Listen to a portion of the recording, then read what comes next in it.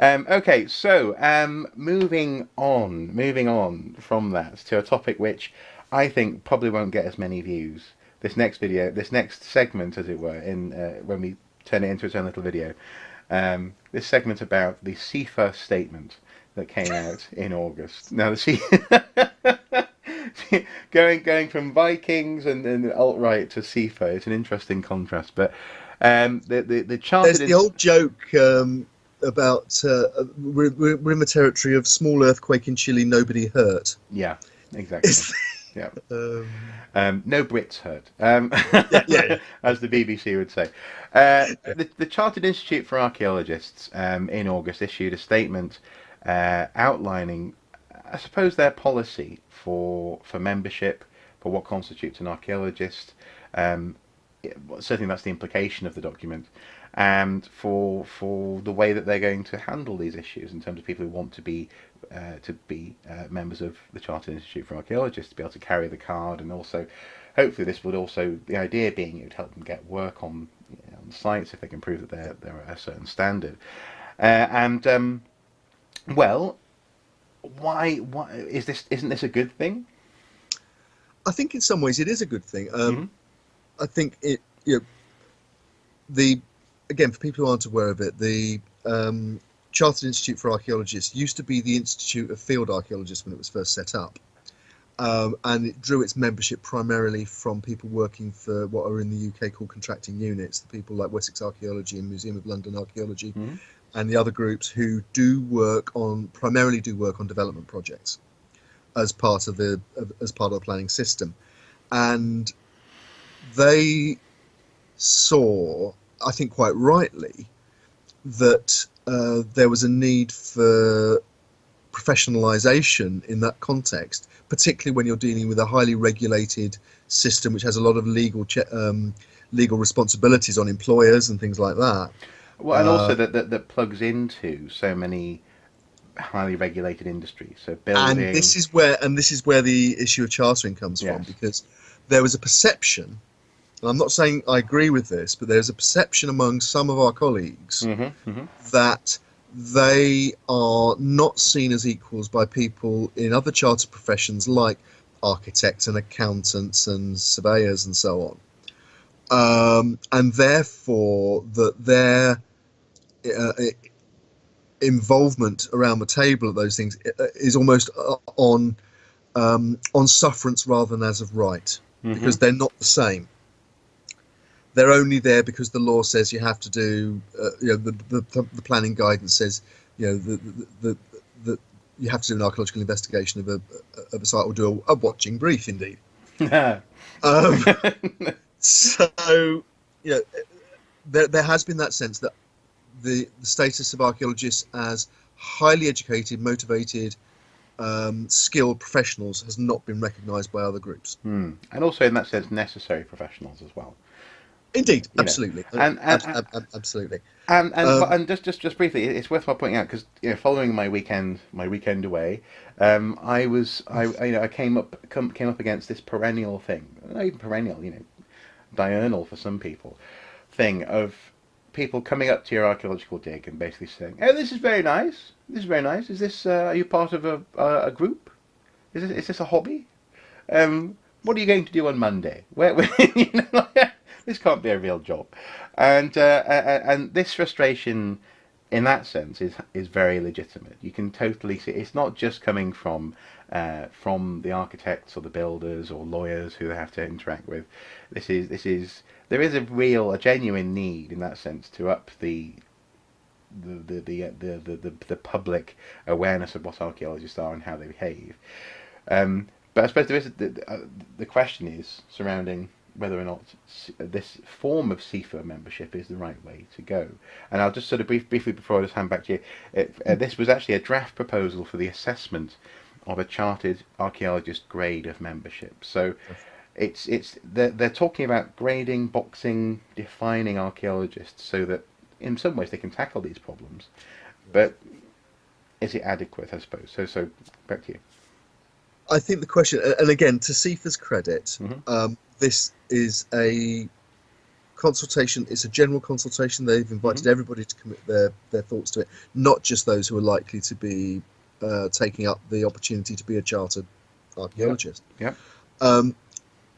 And they've attempted to address some of the issues that this raised, certainly in my mind, such as in an FAQ document that's attached to or linked to from the consultation page. And again, we'll post links to these below for anyone who wants to take part in the consultation or think about these issues. But for example, it says FAQ 8, will I still be able to call myself an archaeologist if I'm not chartered? And the answer to that is yes, only chartered archaeologists will become a protected title. That means, no, the argument there is, you're becoming it's like a doctor. Yeah. You can't call yourself a doctor unless you've got a medical degree recognised by the British Medical Association. And that's perfectly fine. My question with this really is whether that kind of exclusivity is necessarily good for archaeology in general. I'm not talking about archaeology in terms of its relationship with other partners in the same sector, like development, like the surveyors and the architects and so on. Well, partners and clients in that sense, yeah. And clients, indeed. Yeah. And the clients, indeed.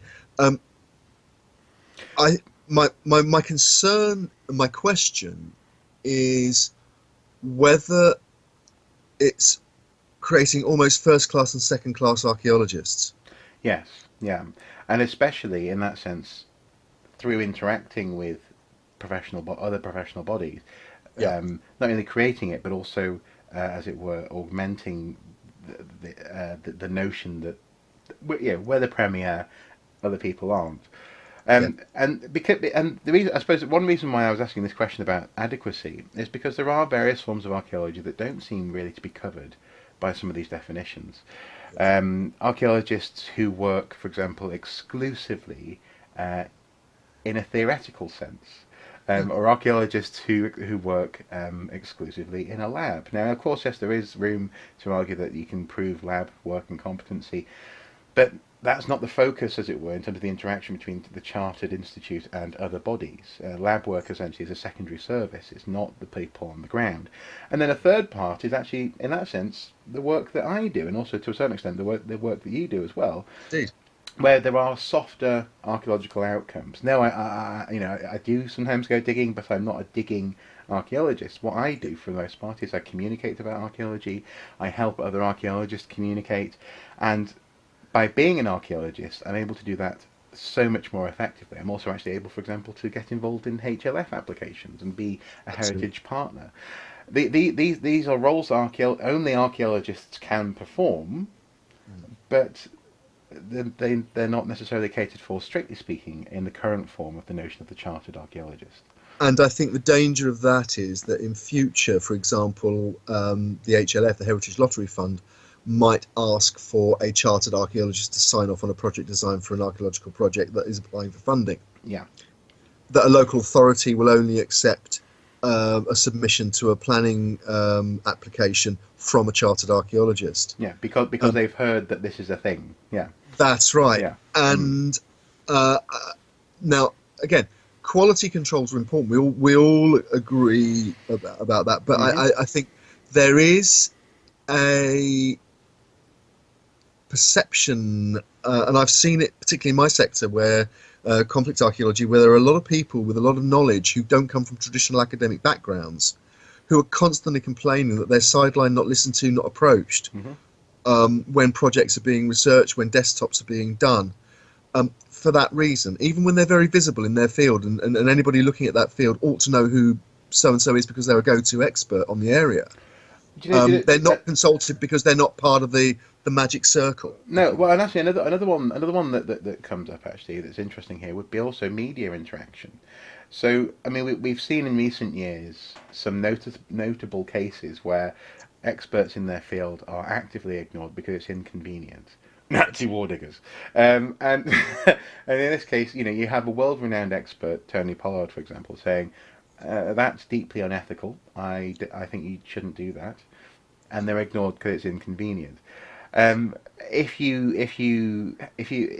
not inconceivable to come to a point where essentially a chartered status will mean that all you need that such people who want to do unethical, possibly unethical things, can simply go down the list, find a chartered archaeologist who's willing to say yes to something that doesn't take them outside the bounds of what being a chartered archaeologist means. They're not necessarily being bad archaeologists, Mm. but they are not necessarily the world expert in something. I'm not. I imagine probably Tony Pollard would easily get in to be a CIFA membership in that sense if he wanted to. But it's interesting how this concept of premier and secondary status archaeology would be open to abuse in terms of legitimising projects and finding ways to gold stamp something that shouldn't necessarily be gold stamped. It's an interesting. It throws up questions, I guess, and in that sense, I don't think either of us are actually against the notion. In fact, I'm a strong proponent of trying to up the profile of archaeology. I really, really, really can't stand it when people come over and just say, "So you get paid to do this?" Like, it's No, look, I'm with you completely on that. yeah. I've always regarded myself and the people I work with as professionals, and we work to professional standards. We abide by professional ethics, or try, as best we can. To put it, to crystallise it really in one sort of final thought before we close this segment. I think this risks over-defining what archaeology actually is. Yeah. My own one of the things that first attracted me to archaeology as a discipline, and something I wanted to devote my working life to, is its diversity, is its team working, is the fact that you can be a pottery specialist or a military specialist or a fabulous digger and fieldworker and still be an archaeologist. That you can be a snail somebody specialist who has another job 9 till 5, but still make a huge contribution. When I was growing up and first getting into archaeology, one of the doyens of archaeology around Canterbury was Frank Jenkins, who was a national expert on Roman pipe clay figurines. His day job was with the post office. So I think this risks shutting out, probably not deliberately, certainly not at first, but shutting out that kind of avenue. And I think to put it into one line, I think also it risks overstating making archaeologists seem almost too important. And what I mean by that is, if you look at the other chartered professions, if an architect makes a mistake on a building loading and it falls down, people can die. If a doctor makes a mistake and prescribes the wrong drugs or the wrong treatment, people can die. Archaeologists aren't in that position. What we're offering is something that is there to enrich the community, not just to make it better. But we're there to enrich the community as well. And if we don't embrace that community while we're doing it, then actually I think we're doing ourselves a disservice. So while I fully support the idea of professionalisation of our sector and ethics and all the rest of it, I think we mustn't lose sight of where we've come from, where we sit in between, those important, highly regulated professions and the communities that we serve. Yeah, and I suppose I would say, in that sense, finally, that archaeology is, in that sense, wonderfully accessible. It is something that does require skill and technique, for example, in terms of excavation. It's something that requires education and nuance and an ability to think outside the box when it comes to theory and application of those theories. But it's also something that you can turn up and just have a go at. This is one of the beauties of the project that I was working with at the weekend, is that we had people. In fact, there was a couple in particular who were so enthusiastic. In fact, they may even see this video because they went away and they wanted to learn more. So, and here's my YouTube channel. They were so enthusiastic, and they'd been able to be exposed to a whole new way of looking at the world over the course of a weekend, because actually they didn't have to be specialists to do it. They were being guided by specialists. They were being let into a specialism, but ultimately they were able to be supervised in a way which also gave them some freedom. And I think that's one of the beauties of archaeology. And just an addition to that came up actually when we posted the this question on the Archaeosuit Facebook page this month. Actually, the response was one of, largely speaking, a sort of indifference, really. Some Yeah. people even actually kind of laughed at the notion, not least because there is a legitimate question to be asked about how this idea of a chartered archaeologist in Britain relates to archaeologists in other countries. In other countries, for example, all you need to do is get a BA in some countries, and you can be an archaeologist and go and dig. In other countries, for example, in Australia, I'm aware that actually a BA often isn't enough. You need a little bit extra to be someone who's trusted to go out digging. There are different standards everywhere, and I can't help but wonder how that will pan out. You know, if someone wants to come and dig here, for example, and get a job, maybe with Wessex or something like that, it might complicate things. And yet at the same time, I'm not one of those people who's going, no, no, no, this is an amateur profession. I'm not one of those people who Oh, who argues for absolutely not. football being No. amateur or whatever, or who would have, back in the 1800s or whatever. I totally understand the need, and I totally understand that actually the very good intentions behind this, but Yes. I just think it needs just a bit more thought, maybe. And hopefully that will be represented in the consultation, and the discussion will be had. I think that's the really important thing. I think. So again, I'd urge anyone with thoughts on this to take part. Yeah, absolutely. Okay.